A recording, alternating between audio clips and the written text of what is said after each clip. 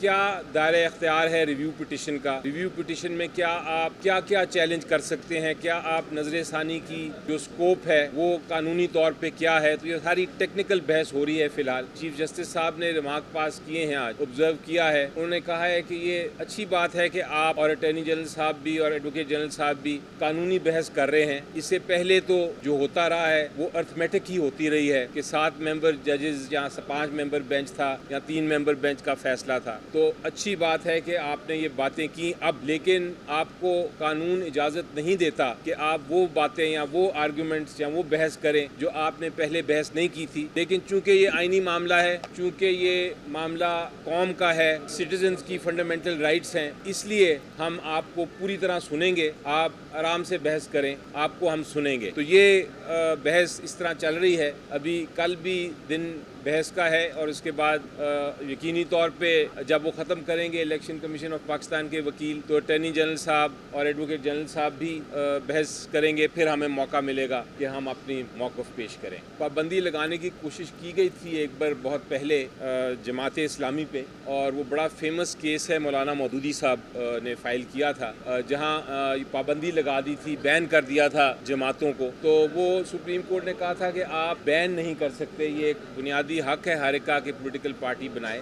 جہاں تک کوئی رائٹس کا تعلق ہے، کوئی اگر لوگ کسی پروٹیسٹ کے اندر توڑ پھوڑ کرتے ہیں تو وہ ایک انڈیویجول ایکٹ ہوتا ہے، وہ ایک انفرادی ایک ایکٹ ہوتا ہے، ان کے خلاف ایکشن لیا جا سکتا ہے، لیکن اس کی بنا پہ پولیٹیکل پارٹی کو بین نہیں کیا جا سکتا. ہاں، اگر کوئی ٹیررسٹ آرگنائزیشن ہو، کوئی ایسی آرگنائزیشن ہو جو کہ ٹیررزم پھیلا رہی ہو یا انتشار پھیلا رہی ہو، تو اس کے لیے مختلف قوانین ہیں اور مختلف رولز ہیں. لیکن یہ اس قسم کی اقدام اگر اٹھایا جاتا ہے تو مجھے یقین ہے کہ یہی عدالت جو ہے ایک ہی دن میں اس قسم کے اقدام کو کالعدم قرار دے دے گی. جی دیکھیں، یہ عموماً ہوتا ہے کہ ایک آرڈر آتا ہے، اس میں ایک دیا ہوتا ہے کچھ ریزننگ اور کچھ ڈیٹیلڈ ابھی ریزننگ آنی ہوتی ہے. لیکن چونکہ ریویو کا ٹائم پیریڈ دیا گیا ہے رولز کے مطابق کہ آپ نے 30 دن کے اندر اندر ریویو فائل کرنا ہے، اس لیے عموماً رول فائل کر دیا جاتا ہے ریویو،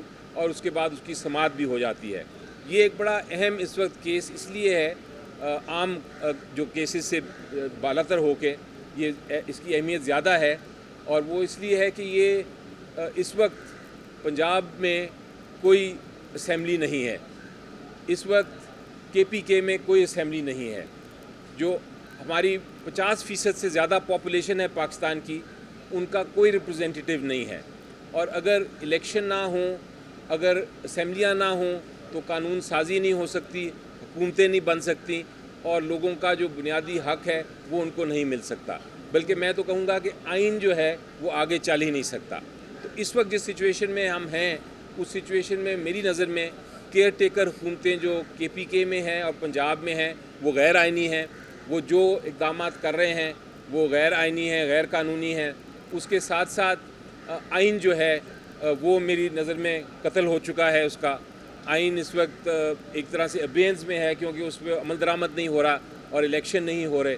تو یہ سارے جو معاملات ہیں، اس کو دیکھتے ہوئے عدالت یہ ریویو کو سن رہی ہے، اور اسی لیے وہ انتظار کیے بغیر کہ ڈیٹیل ریزنز نہ بھی آئیں، وہ جس وجہ سے الیکشن کمیشن آف پاکستان نے ریویو فائل کیا ہے اس کی سماعت عدالت نے شروع کر دی ہے. جی دیکھیں، یہ تو نظر آ رہا ہے کہ عدالتیں چھوڑتی ہیں، عدالتیں بیل گرانٹ کرتی ہیں، لیکن ابھی آپ نکلتے بھی نہیں کورٹ روم سے باہر تو آپ کو دوبارہ کسی اور کیس میں اریسٹ کر لیا جاتا ہے، یا آپ جیل سے بھی رہا ہو کے دروازے سے ہی باہر نکلتے ہیں تو دوسرے دروازے سے آپ کو اریسٹ کر کے اندر لے کے چلا جاتے ہیں وہ.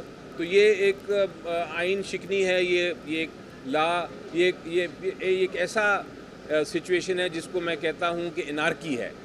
یعنی کہ اس وقت کوئی قانون امپلیمنٹ نہیں ہو رہا ادھر اس ملک میں، اور یہ چیز درست نہیں. اس پہ بھی بہرحال ایکشن تو لے گی عدالت الٹیمیٹلی. ابھی پٹیشنیں فائل ہو رہی ہیں، اور ایک اور پٹیشن بھی ادھر فائل ہوئی ہے جس میں اس قسم کی ہی استدعا کی گئی ہے کہ یہ جو اقدامات ہیں اور یہ جو کام ہو رہا ہے اور جس طرح کارروائی ہو رہی ہے لوگوں کو اریسٹ کرنے کی، یہ اس سے لوگوں کا عدالتوں سے، کہ امپلیمنٹیشن جب نہ ہو تو عدالتوں سے بھی ایک طرح سے وہ اتر جائے گا ان کا اعتماد. یہ نہیں ہونا چاہیے کسی ملک میں. دیکھیں جہاں تک پارلیمنٹ کا سوال ہے ان کی قانون تو ایک بل کے صورت میں تو آیا ہے کنٹیمپٹ آف کورٹ کا, آرٹیکل 17 میں نہیں, لیکن میری نظر میں وہ ذرا مشکل قانون ہے. وہ آرٹیکل 17 اور جو ہمارے بنیادی حقوق ہیں آئین میں جن کا ذکر ہے ان کے خلاف لگتے ہیں پرائما فیشا, اور ہو سکتا ہے کہ وہ بھی کل کو چیلنج ہوں اور وہ کل عدم قرار دے دیں. میں ایک چیز میں ذکر ضرور کرنا چاہوں گا. ایک کنفیوژن ہے بہت سارے لوگوں کو اور پارلیمنٹیرینز کو بھی. ان کا خیال ہے کہ پارلیمنٹ جو بھی قانون بنائے عدالت کا کوئی اختیار نہیں کہ اس قانون کو وہ کل عدم قرار دے, لیکن ایسی بات نہیں, بلکہ آئین خود ہی کہتا ہے کہ اگر پارلیمنٹ آئین کے خلاف کوئی قانون بنائے گا تو پھر وہ عدالت جو ہے وہ اس کو کل عدم قرار دے سکتی ہے. اور جب سے پاکستان بنا ہے تب سے ہزاروں قوانین ہیں جن کو عدالتوں میں چیلنج ہوئے اور عدالتوں نے ان کو کل عدم قرار دیا ہے اسی بیسس پہ.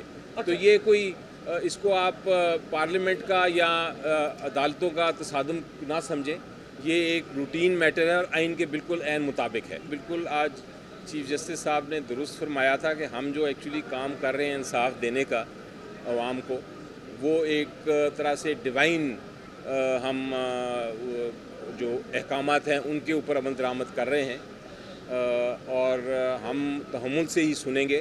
ہم اپنے آپ کو نہ تو قوت برداشت دکھاتے ہوئے نہ تو ہم اپنے آپ کو غصہ دلوائیں گے, نہ ہم کسی سے ناراض ہوں گے.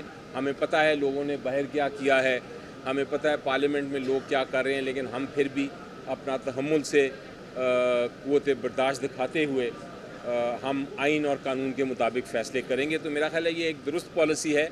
ہمیں بھی پیشنٹلی اپنا قوت برداشت دکھاتے ہوئے اپنی بحث پیش کرنی چاہیے عدالتوں میں, تاکہ عدالتیں فیصلہ کر سکیں جو آئین اور قانون کے مطابق ہے, اور الٹیمیٹلی یہی ہونا چاہیے اصول. اچھا سر, ہر گزرتے دن کے ساتھ جو کھلاڑی ہیں اپنے کپتان کا ساتھ چھوڑتے جا رہے ہیں, یہ ایسا اچانک کیوں ایسا ہوا ہے کہ آپ کے اپنے ہی بڑے بڑے لیڈرز ہیں وہ عدم اعتماد کر رہے ہیں؟ میرا خیال ہے عمران خان صاحب نے اس کو صحیح ٹرم دیے ہے اس کی کہ فورسڈ ڈائیورس یعنی کہ زبردستی کر کے کسی سے طلاق لینا.